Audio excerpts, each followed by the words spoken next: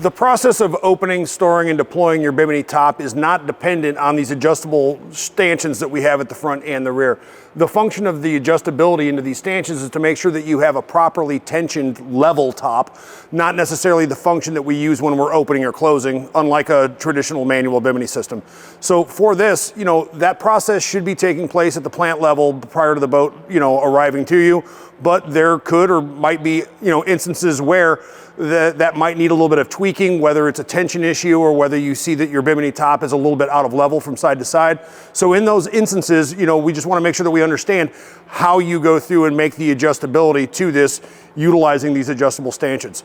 So the first thing is you want to make sure that, whether we're talking about the fronts or the backs, that we always have it to where, we've got a series of 5 different pinholes here, that we're always in the same pinhole from port to starboard. So if you're in the first pinhole on one side, you want to be in the first pinhole on the second side for the fronts, and the exact same thing on the backs. You want to make sure that your fronts and your backs are always kind of leveled out in terms of where they're engaged in the different push pinholes. Now, in this instance, you see that we've got it all the way open. There's not really enough tension here, and you can use these front and rear struts to level that tension out, okay? So in this case, if we want to add tension, we're simply depressing the button and pulling down, and that's how we're dropping down a push pin hole.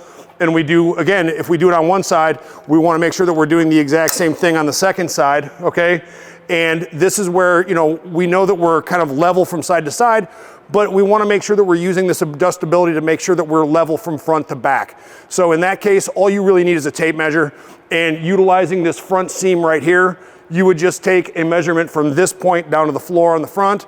You would take the exact same measurement from the floor down to the back, and just make sure that you've got the exact same measurement.